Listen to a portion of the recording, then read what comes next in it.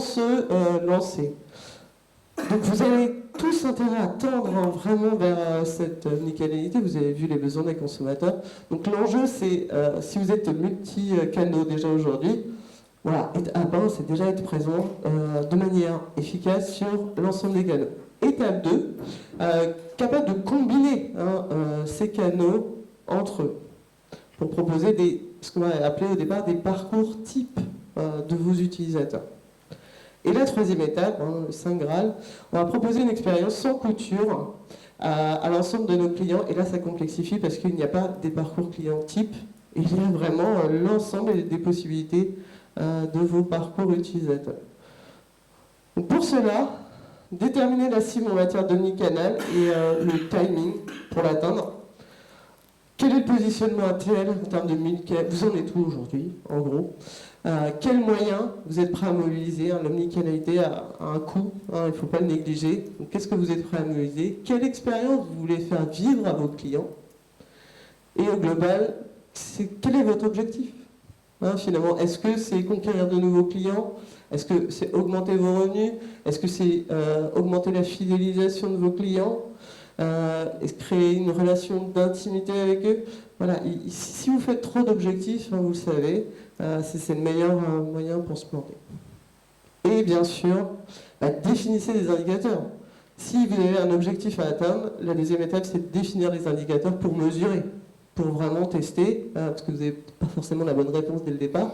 En tout cas, vous allez tester, et ce qui va permettre d'optimiser votre expérience.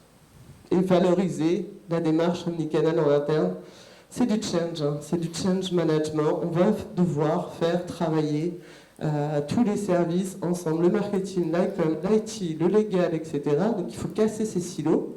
C'est vraiment l'enjeu de la omnicanalité, de ne plus travailler en silo. Et du coup, l'implication des équipes en interne va être aussi déterminante. Voilà.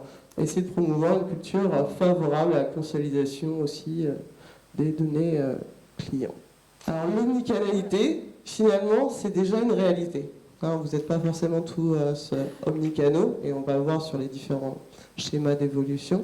Mais en tout cas, pour 82% des consommateurs, ils vont rechercher sur un catalogue et acheter sur peu importe le canal.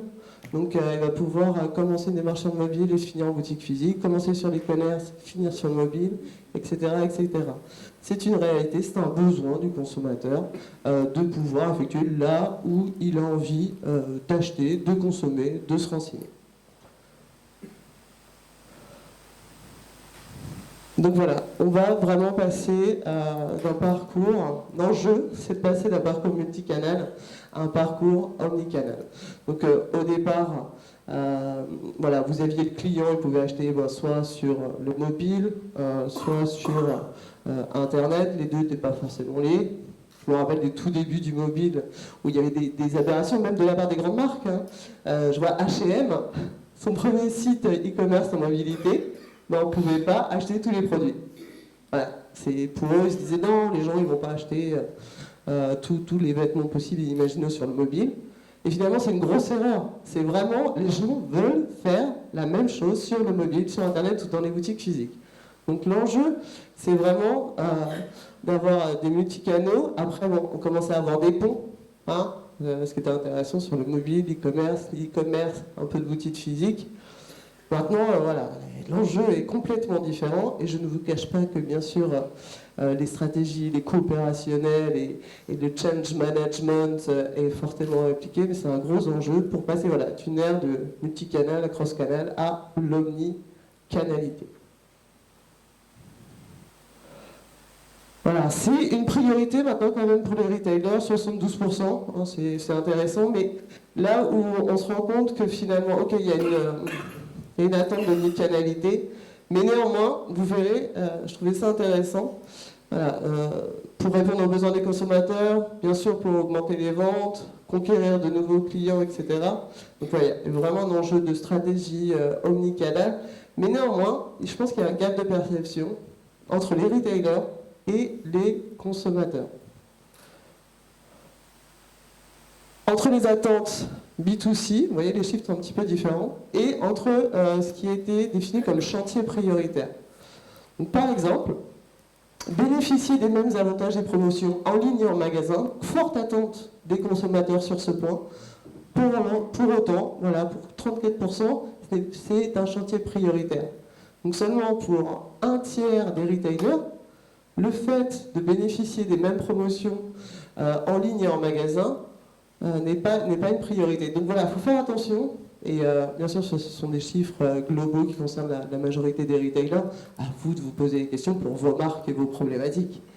Mais voilà, remettre en cause en disant voilà, quelles sont vraiment les attentes de mes consommateurs par rapport à l'omnicanalité. Est-ce que c'est réellement des promotions? Est-ce que c'est réserver un produit en ligne et le retirer en magasin?